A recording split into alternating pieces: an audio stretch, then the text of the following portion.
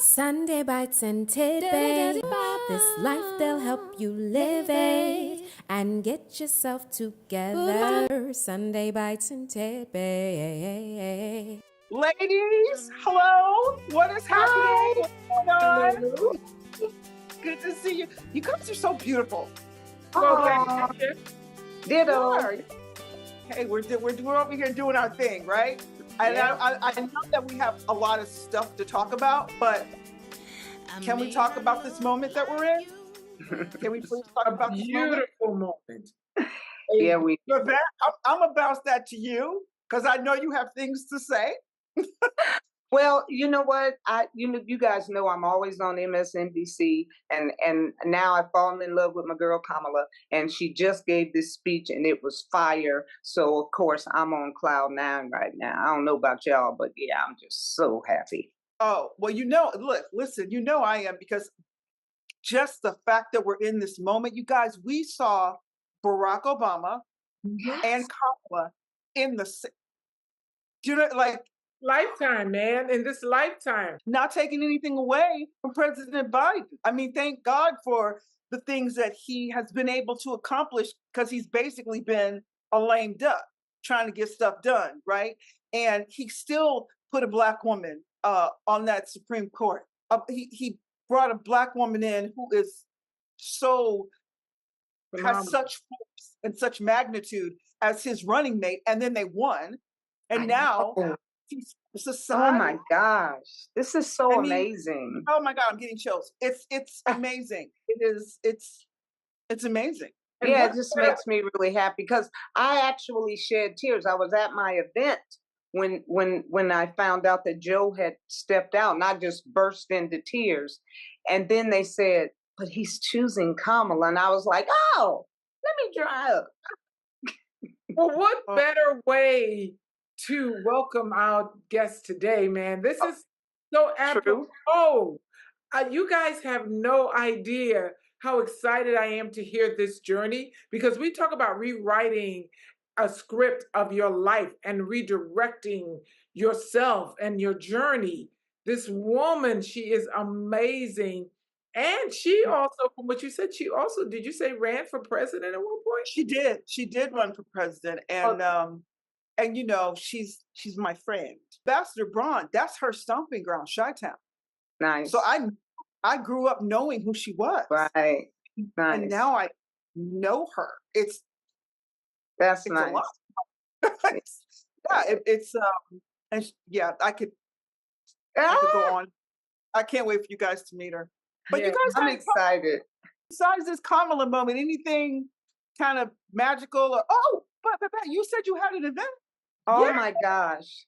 I had my first roundtable talk, 4 incredible doctors, cardiologists, herbalists. I mean, it was just an amazing event. I only had room for 50 people. It was my first one, and it was an overwhelming success.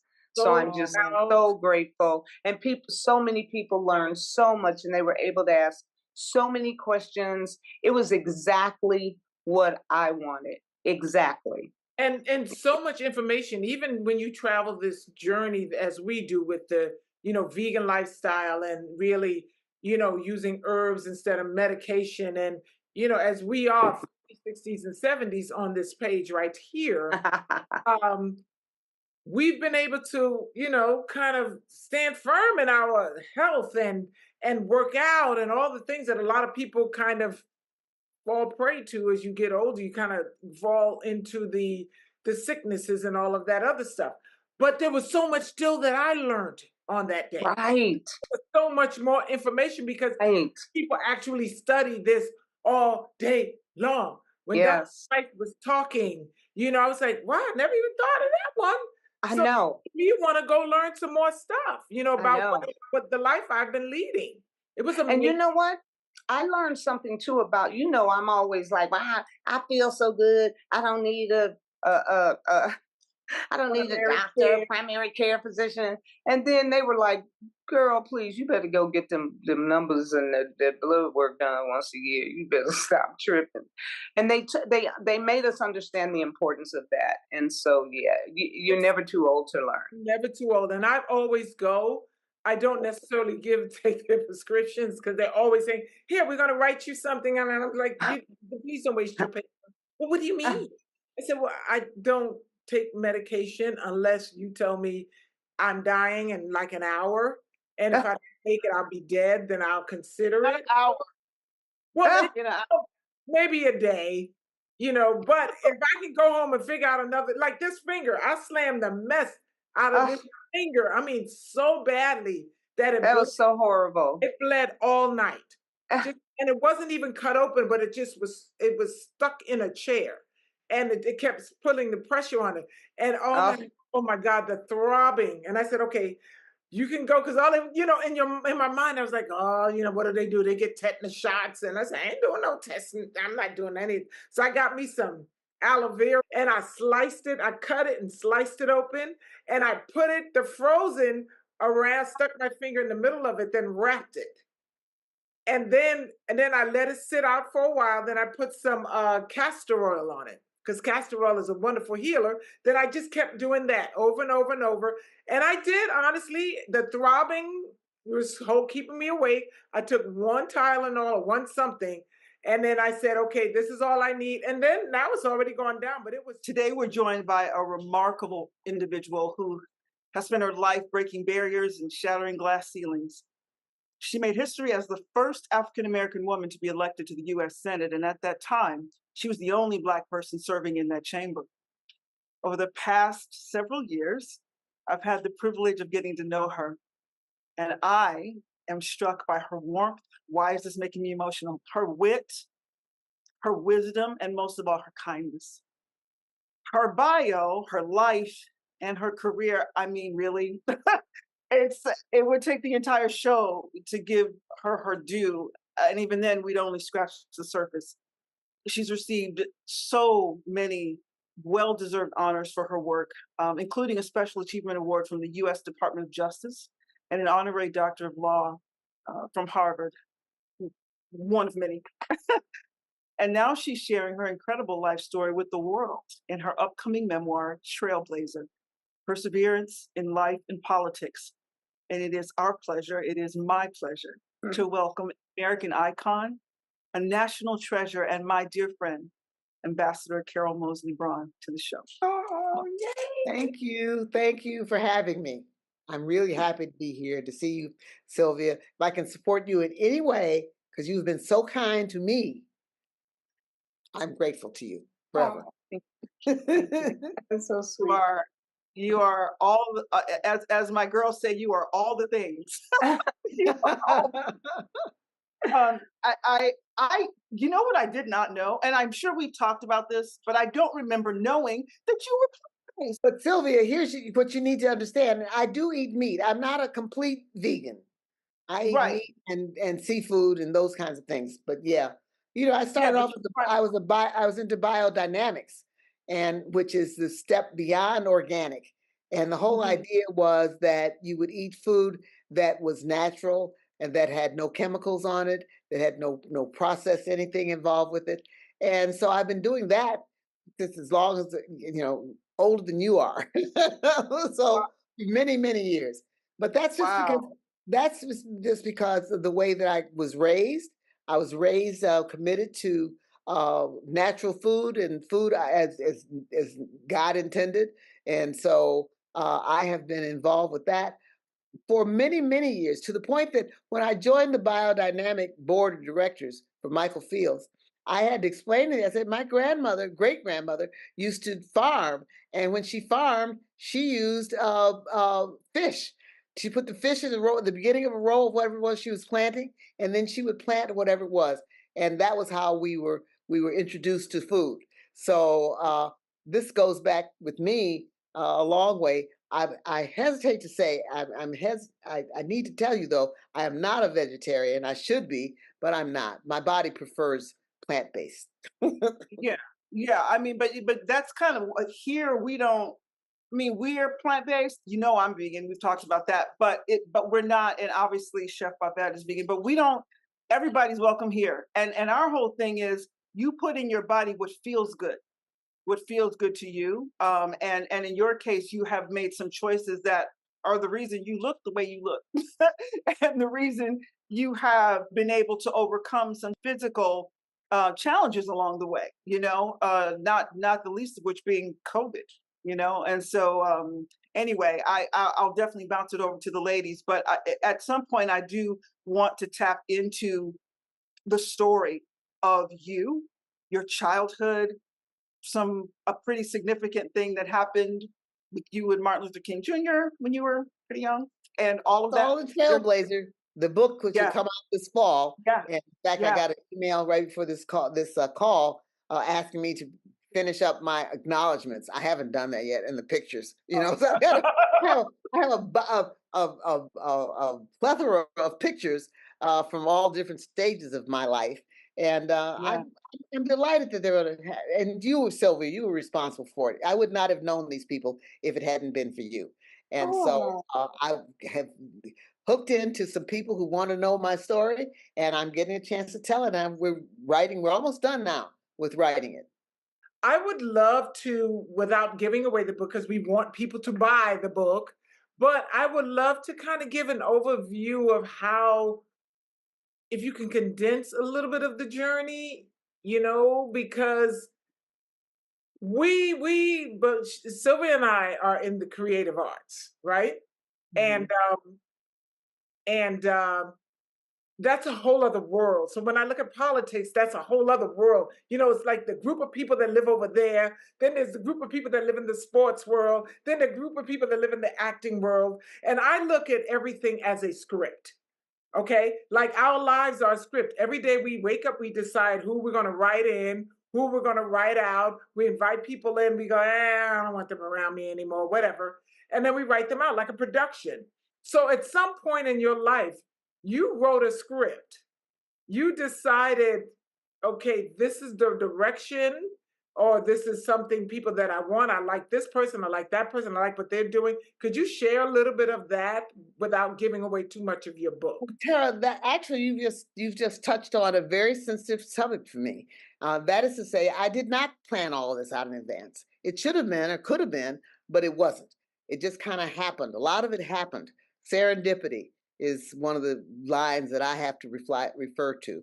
I started out I didn't know what I wanted, like most kids, I didn't know what I wanted to be or do. And then after I got to law school, my father made the point that my father wanted me to be a lawyer. So I did law school, and then once that was over, I became an assistant United States attorney. And my dad said I was a paper pusher for the government. Okay, so and then after U.S. Attorney's Office, I then got into electoral politics. I had actually had my toe in the water on that because I started off. I ran for student government when I was in college, and ran for office there, and got elected.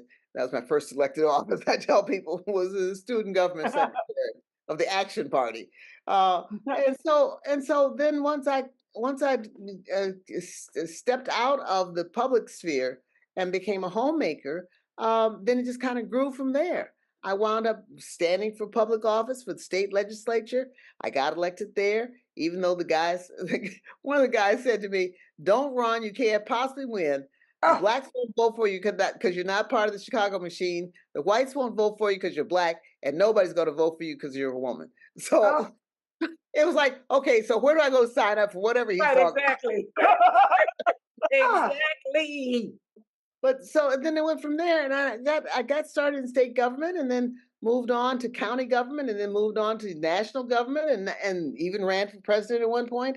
I'm just so happy today, and this may be the timing of it. I hope I'm not messing this up by saying what I'm about to say, which is I'm very, very excited about Kamala Harris now having the Democratic parties, or soon to have a Democratic Party's nomination for president of the United States. I think that as a Black woman, I know what she's had to go through.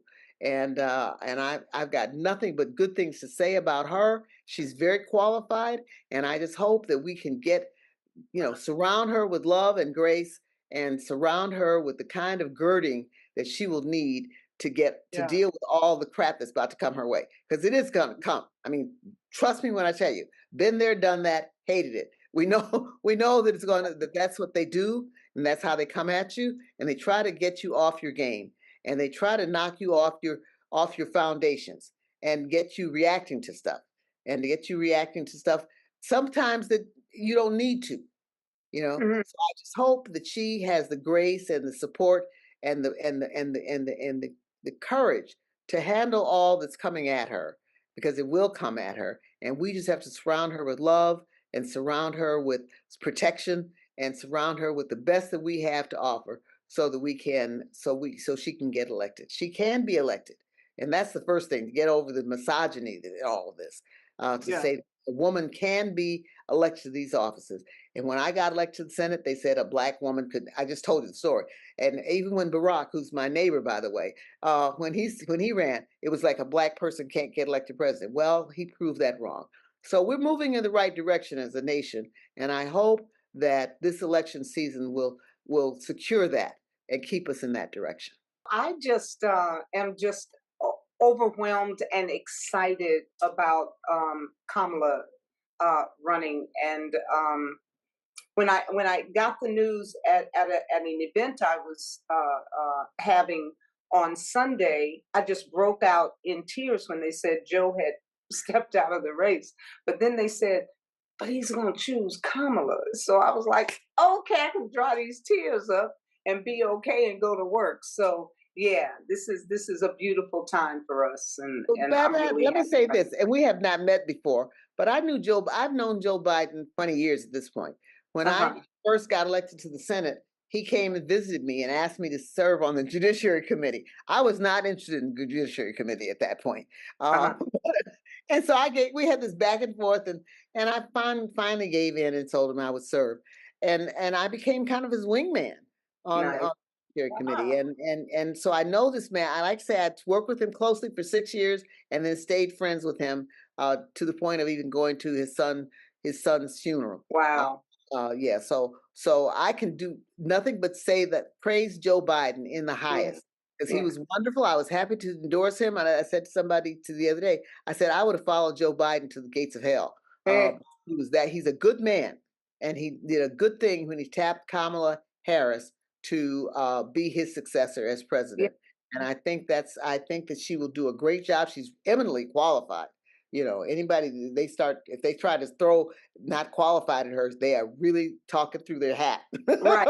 Right. Well, both of these people have shown us exactly who they are. That's correct. And you know what I mean? It could have been a hot mess if Joe Biden were not the person that he is. And Yes. the last 3 years have been not a hot mess, but the years prior to him were, and especially with COVID. So girl, I was at the place where it was like, you could take Joe, prop him up to a stick, and I let him agree. and get his mouth to move, and I don't care, but that's gonna be who I'm voting for. I don't even care. So when they said he had stepped out, I was like, no, he can't. But now that Kamala's in there, looking like my girl here, Sylvia, Because you Sylvia, don't they remind you of each other? Come on now, They you know, do. that's I'll my play her baby in the film. Kamala. I'll play her in the film. There you In the go. movie. It's funny because my dad Great was movie. always trying to get me to become a lawyer as well. And my mom said to me one day, because I was about to go that route. I don't even know if you girls know that. I was about to go that route. And my mom said, do you really want to be a lawyer, honey? Or do you want to play one on TV? Oh, that was good. They went on TV worked for me. Exactly. One of the things I'm a little bit of I'm probably a lot of a unicorn, but I'm definitely a little odd, and I kind of flow in several different spaces pretty comfortably, and I got pretty politically active as a kid, as a teenager, and started working with the Democratic Party in Rockford and those kinds of things, and so I did. I was, as you know, I've told you this, I was very aware of you and what you were doing and your accomplishments. And, you were part of my posters, the people that I looked at and said, that's what a I person can do ought to that. aspire to Right. be. That's nice. And it wasn't about perfection. It was about passion and legacy and Service. fortitude and vision and purpose. And that's what I saw in you. And that helped me throughout my life and continues to help me even today. But and speaking of journey, one of the things I was going to ask you is, you've been down this road. You ran for president at a time Right. when, you know, you didn't have a sitting president propping you up and tapping you on the head, right? You went out there and did what you did, with some support, but I imagine not as much support as you would have liked. And so, if you had to say to the Carol of that day from the Carol of today, what would you say to her? Quite frankly, it takes sometimes the naivete, the obliviousness or whatever, but just to go for it and do what you think is the right thing to do. And that was that was my lodestar. Is to hold on, hug my moral compass and hope that I was doing the right thing, not just for me, but for others as well. You know, I wasn't trying to show off or anything like that. It was a natural step in the progression for me. And I'm not sorry about any of it. I'm sorry I didn't win. I'm sorry I dropped out, all that. But other than that, hindsight is always 20/20, right? So it was a matter of timing. So I did it in the time that probably was not the best suited for having someone like me running for president, but somebody's got to be there at the battlements to take on misogyny and racism, and somebody's got to get out there and just take it on and not be intimidated or frightened. Now, was that your nature in general to be? I think so. I Okay. think so. I'm not a contrarian, but I think I got out there in part because, like I said, back to that early story about don't run, you can't possibly win. I mean, my attitude is, if I'm qualified and I've got everything going on paper and I know how to do this job, then why shouldn't I go for it? Just because of the Right. color of my skin or the fact that I'm a woman? And so my attitude was that that going out there made a point that women can do these jobs, Black people can do these jobs, and there's no reason why they shouldn't try. You know, Yeah.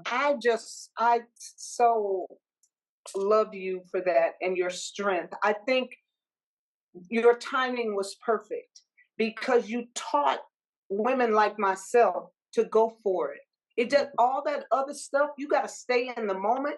You know who you are, you know your strength, and you go for it. And none of that other stuff and whatever anybody is saying ain't got nothing to do with you, nothing to do with you. You knew who you were. And that is the lesson that you taught so many of us. Go for it. So many people, you know, I've even struggled over the years with the outside naysayers, you know, hearing those voices, because we all. No, she ain't. Don't believe a girl. Ain't nobody never told her she couldn't do nothing. Come on now. I felt, okay, I'm sorry. Well, you know what, Senator, to be honest, I'm like you in that way. You tell me I can't do it, I'm going to do it. But then I sit down and I have my own battle with from old tape stuff. You know what I'm saying? But if you tell me I can't do it, I'm because you gonna do it. But well, you know, and quite frankly, if you look at it at an issue or a challenge and you say, how does this break down for me and for others? And I'm doing the right thing, I'm on the right side of my moral compass, then why wouldn't I do this? Right. One of the best speeches in the history of American politics was delivered by Ambassador Carol Moseley Braun. Thank you very much, Matthew, for that lovely introduction. Today, I am officially declaring my candidacy for the Democratic nomination for President of the United States. I have the experience, the ability, and the ideas to heal and renew America. In all of my public service, I have broken down barriers, built bridges, and brought people together to achieve solutions that put the public interest first. As a young federal prosecutor, I won a Justice Department award for my work to put an end to exploitation in housing policy. As a state representative, I fought for education and passed laws to create the first local school councils and agriculture schools in Illinois. My colleagues voted me conscience of the House for my advocacy of the poor. As a county executive, I convened the first advisory council and worked with organized labor to improve conditions for the employees and the public. When I left the office, it had become a profit center for Cook County. The workers were better off, and the public was better served. As a United States Senator, and as the first woman to serve on the Finance Committee, I passed laws for women's pension equity and for environmental remediation and alternative energy, for school modernization and restoration of the interest deduction for college loans. You all like to hear that, right? That speech should be going viral right now. It's just, that's why in the intro, I didn't call you, even though obviously you're a Black woman, but you're an American There icon. you go. Mm-hmm. You know, it's We all for us. are. Yeah. We all are. And we need to own that and celebrate. Because for anybody to tell us that we're less than Americans is ridiculous. We built this country. Yes. And maybe because I'm so much, again, I just got confirmed. I didn't tell you this, but anyway, I just got confirmed as the chairman of the United States Africa Development Foundation. Nice. So I'll be spending a lot of time on the continent. And I feel very strongly about the contributions that these Africans made to building this country. We should not let anybody make us take a back seat or take low in terms of our patriotism. The fact of the matter is we were the patriots when nobody else was. Exactly. Yes. I And love we it. built this country. We built this country with our own blood, sweat, and tears, and we're never celebrated for it. Many times ostracized and criticized for it, and not acknowledged. But I think now it's time to come into our own. There you I go. think that's each and every one of us to do that. I love it. So many things that you've accomplished, so many things that you're still doing. I dare not refer to you in the past tense because you are currently on fire and doing all, as the kids say, all the things. But I know sometimes you have to get tired. You have to get to a point where, not that you ever want to quit, but sometimes it gets it becomes what it becomes. What's the thing that inspires you to just keep going, and what is that? What does that? Well, Sylvia, actually, I think if anything, it's my faith and the fact of the matter, I feel I have an obligation to do whatever I can do with this gift of a life that I've been given. You know, I wake up in the morning grateful. And so, because there's no guarantees. In fact, this afternoon, I've got to run off my alarm just went off. I got to run off because one of my best girlfriends just lost her mother. And her mother was older than me. But the fact is that life is so tenuous. We don't know if tomorrow is going to be ours or not. And so we have I think, responsibility to do the best with each day that we can do and contribute as much as we can contribute. And if you have a special set of skills, it is not right for you to sit on them and just pretend that they don't exist. You take those skills and go and put them into the world and do what you can do to make life better. I love you. That's just, I love that. I mean, that you're so sweet. but that's exactly what I believe. And it's exactly what I push. Every time I'm talking to young people, anybody, it's like you have now. You stay on your purpose and you give thanks for this beautiful human journey, this beautiful human experience, and do exactly what you know you're supposed to do. Because every decision we make, there are consequences. Right, exactly. Whether good or bad, there are consequences. And you know how to stay on message. And what you just said gave me chills. I loved it. Good. I loved it. Yes. I think, I also think that we get so caught up in the minutia of everything else that's happening in our day that we forget that we don't even have to go that far in advance. You know what I mean? Yeah. If we stay here and now and really soak in the fact that, wow, I'm sitting here talking to a senator. I've been in front of this person, that person, but hey, I'm sitting here talking to Senator Carol Moseley Braun. You know what I mean? And this is amazing to me. So this moment right now is filled with that joy. Yes. Don't worry about whether the such and such is going to happen in 20 minutes because we're not there yet. And in Deep. 20 minutes, something else will happen beautiful that will take care of that. And if we can really remember to live in those moments and stop jumping ahead of the game because it doesn't exist, then I think we would take a lot of stress off of ourselves. Yes, we would. Senator, if you could think of one time when you really wanted to say, I'm done, what was that? And or close to when I just feel like I could leave this behind. What was that, if it was anything, and how did you pivot around that? How did you move through that? It was, but I've had those instances, and I can go and be very specific with you. But each time I've been bailed out, not to sound like a Bible thumper, but I've been bailed out by the Lord. I have. I mean, I have been able to come through so many different challenges that, again, we don't have enough time now, but it's all in the book, which is about in the fall. But yeah, I've been many times challenged and pushed to the limit. I haven't lost my mind, but I've been, I think, close when I was just ready to say, oh, I'm not doing this anymore. Enough of this. So, but I've come through, and each and every time something has happened in my life that I did not control. It just came at me, serendipity, you want to call it that. Blessing, no telling what you call it. It doesn't matter. Less important what it's called than the fact that's what's happened in my life. And that serendipity has brought me this far, and will, however many days I have left, will take me the rest of them. Oh, Beautiful. Twins, power twins of faith and favor. yes. That's what it is. Yeah. That's what carries. That's what carries me. Yeah. Mitchell and I walk 5 miles in the morning, and it's become the most precious time of our day. And it's funny because we used to spend that time at the gym. We kind of talked to each other, but he had his headphones on, I had my headphones on, and now we're walking together.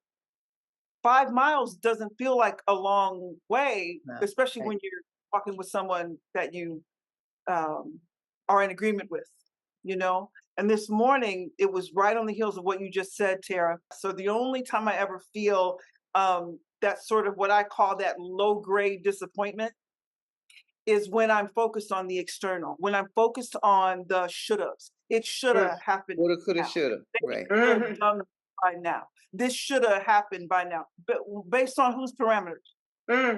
You've decided that this or that thing has a timestamp. And when it doesn't meet that timestamp, you live in a continuum of this like low grade disappointment. When you let that go and get in the flow of life and get in the flow of what the Spirit of God is doing, then you get surprises along the way, and you find yourself maximizing opportunities that you didn't even imagine existed in your life, rather than trying to faith them into being. But when you feel like you're in a deficit, you're feeling sad, you don't feel happy, you're feeling exhausted physically, emotionally, spiritually, you give from your deficit. You give from your perceived deficit. So it's gonna, if you give love, if you give encouragement, if you give kindness, if you give blessing, that's coming back to you. That boomerangs back to encourage you in your time of perceived deficit. Okay, put a little break for the sponsor. We'll be right back.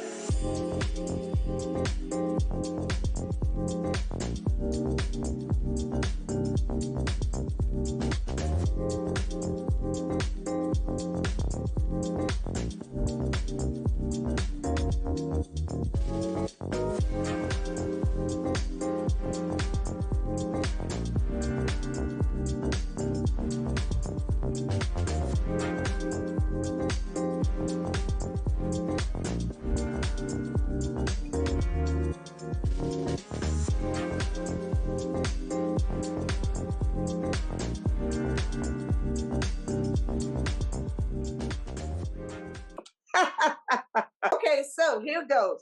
How do you connect with your soul and listen to its wisdom? And how has that impacted your fitness and wellness journey? Well, it has. Thank you for that question. It's been very important to me to stay connected to the spiritual. because quite frankly, I don't think I could have survived all the bricks and bats that have come to me, the nattering nabobs of negativism. I couldn't have without my faith. And so that's been very important to me. And I don't go around proselytizing and trying to push other people, because a lot of people don't believe that, including my son, who makes me, oh, Mom, you're just Bible thumper. Well, no, I'm not. No, I'm not. I said, and one of these days, maybe you have the maturity to understand that you need to come back to this. Okay. So, but yeah, no, I just hang on to my faith and recognize that I don't have all the answers. I'm still in a learning position. I have to learn as I go. And quite frankly, you sometimes learn from your defeats more than you do from your victories. And that's unfortunate, I think. That's a tough way to do it.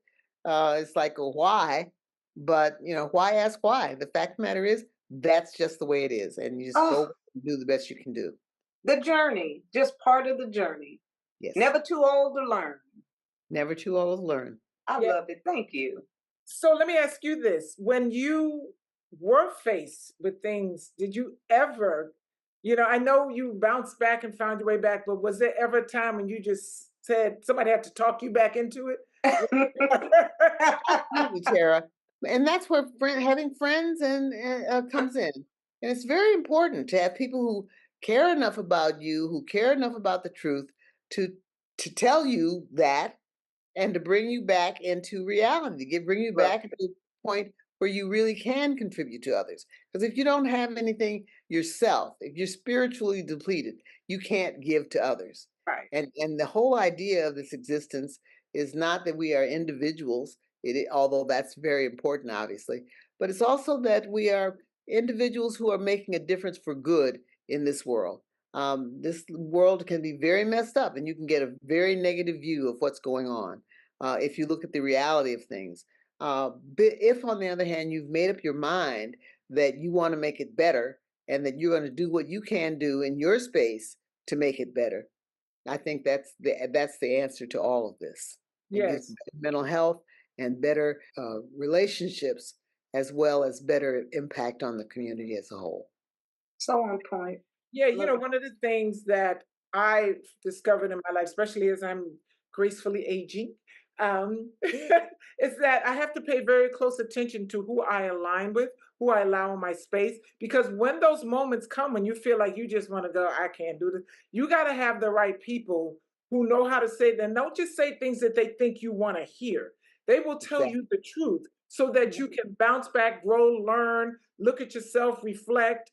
And so aligning with people who are like-minded, and sometimes that means getting family members out of your way, because they're not always, just because they were born, not always on your side. They're not always on your side. And they have what I call, I do work when I could talk about people's blueprints. We're all given a blueprint when we were young. And the blueprint is based on what our parents did or what their family did or the traumas that they went through. They just passed that blueprint to us. And we start living that blueprint out, not even realize, I don't want to do this anymore, but I'm so used to doing it this way that this has become my blueprint. So now you got to rewrite that. You got to redesign your blueprint. And when you do that, sometimes everybody does not get to come along with you because they still want to play in the old paradigm. They want to play in the old way, and it doesn't work anymore. So I understand that if you didn't have strong people around you, it would have probably dealing with all you had to deal with out in the world. And then you come home and then they're in your ear like this. I'd have been under a rock crying every day, going, I know I did this. I should have just been doing something. I'd be crying because I'm such a crybaby anyway. I'd be crying all the time, like, why'd I do this?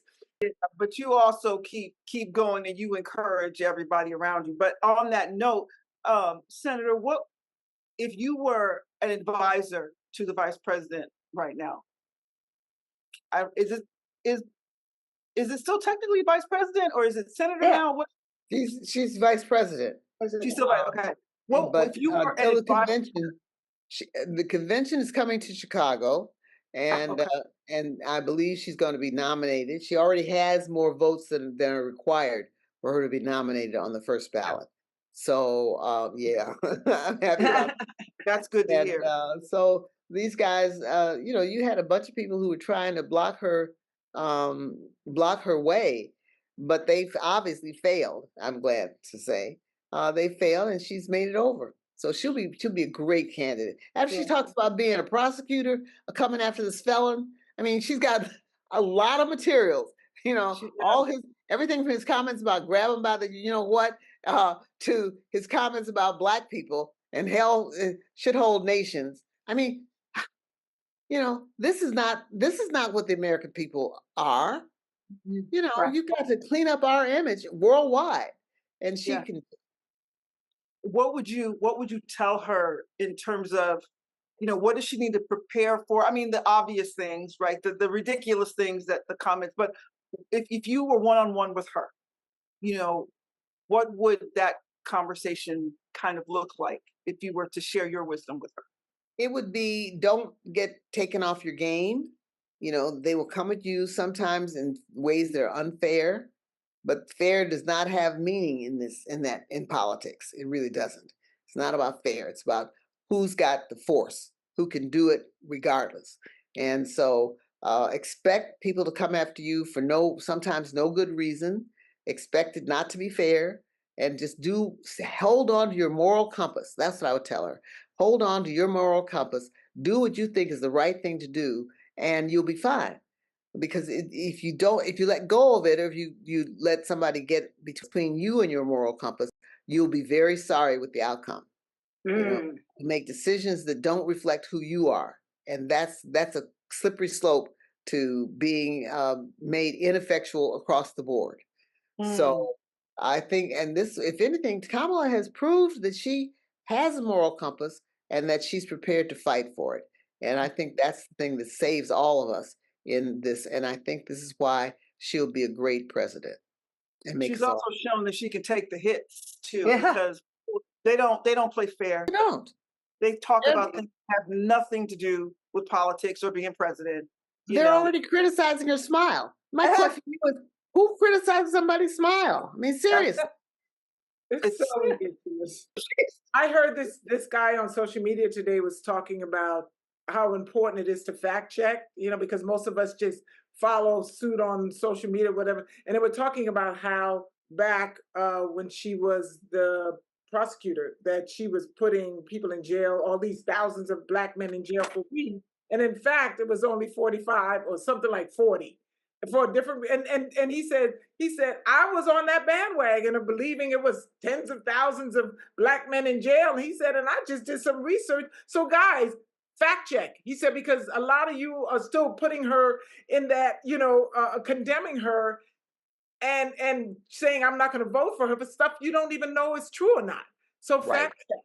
And that's why we in the collective become important, because we have to be the truth tellers and tell the truth. And my mother used to say, tell the truth and shame the devil. So I got to tell the truth and shame the devil with her on her behalf. Because she can't batter back all the nasty things going to be said about her, and she shouldn't have to. That's our job. And so I just think that if we beat back on those things that we have knowledge about and tell the truth and shame the devil, she will be fine, and she'll be our next president. And that's why the knowledge of self is so important in this human journey. I have found myself, my husband and I can go toe to toe. I know who I am, and he could say something dumb to me, and I just get all blown up over it. And then the next day, you ask me, what was y'all blown up about? And I'll be like, I don't know, he said something. And it's like, well, Babette, do you know who you are? I do know who I am. Well, why do you let that affect you so much? If you really have a true knowledge of self, dismiss that and keep it moving. That's right. She's going to have to do a lot of that. Oh, a lot of it. But she's already been doing it. So I think probably, but we're going to take another quick sponsor break, and then we'll be right back, and we're going to be wrapping it up with you, because we know you have somewhere to go and we don't want to keep you, but we could talk for hours. Yes, we do want to keep her. I know. But we'll be right back for our sponsor. See you in a second. Life isn't just sweet or sour. It's a whole bunch of stuff, just mushed together and served to us as our journeys. My name is Celeste Wright Turner. I own a thriving PR firm with great clients. I was the greatest American hero. And just when you think you have it all lined up, you Max Turner, life takes another turn. You say your husband's had an affair. And in the pursuit of love and happiness, in the blink of an eye, something sweet can quickly turn sour. It's a roller coaster ride. Well, Doc, it's been a few years, 10 years. No sex with the ex. He went in with a condom and came out without a condom, and nobody noticed him twice. Don't do nothing with him tonight. Don't you ever just feel lonely? The amazing and just the incomparable Ambassador Carol Moseley Braun is with us. And we've talked about so many things. I am really excited about the book, but I'm also excited about just any final pearls of wisdom you want to drop on us, or anything you just want to share, because what people don't know is how funny you are. And you are hilarious. So if there's anything you want to tell the folks, or anything you want to share with us, the floor belongs to you at this point. Well, humor gets misinterpreted. It's hard to tell a joke because people will sometimes not come from the same understanding you have. So I try to be more judicious now with that. But what I want to say is the truth, and that is that if you believe in yourself and you have a moral compass and you believe in your dreams, you can set out to do whatever that is. And in so doing, you will not only do yourself a service, but you'll do the rest of us a service as well. And that's what this existence is about, is service. Being in elective office is not about getting to sit on the dais and everybody calling you honorable. It really isn't. Although, and frankly, there's too many politicians who think that's what it's about. And there are too many people that think that's what it's about. It's not. It's about public service. And you get out there, you're supposed to be working for the people. And if you stay close, if that becomes your lodestar, if that's what you are committed to do, then you can't go wrong. Nice. Well, I love it. We normally end this with a question, but we kind of know your answer, but we're going to ask you anyway. If if your journey of transformation and evolution were a book, what would the title be and why? It is Trailblazer. And I love it. I guess the subset of that is perseverance in life and politics. You have to be prepared to persevere because it's going to be ugly at times. And sometimes for good reasons, sometimes for not good reasons. I bet you tell your story about your husband, the argument with your husband. It's true. Sometimes people come at you and something you'll be passionate about something you don't, and you say, "What? Why was I passionate about that?" Everybody's life has its own path, and quite frankly, understanding that you don't know what the path holds for you, but if you stay in the moment, stay in what you're doing right now, and try to do the right thing, that'll keep you girded. That'll keep you stable enough to be able to complete the journey. Braun for president. I'm sorry. No. No, she said no way. Right? I want to ask one more question that I'm going to edit. Secretary of State. There you go. We can do that one. Would you? Oh yes, absolutely. In a heartbeat. It would be amazing. It would be. It would be. I'm putting it out there. Oh, good. Thank you, Sylvia. Thank you. No, hey, thank you. I mean, if I could hug you virtually, I would. But I love all of you ladies. Just means so much to me. And I'm you to us. Well, thank you. But I'm happy to be a part of all of this. What we're doing here is historic, and it's beautiful, and what an honor. Exactly. Sylvia, thank you. Thank you for this. And thank you, Senator. Thank you, Senator. Your yeses was amazing. I'm sorry. I know she's got power and Still got chills from her.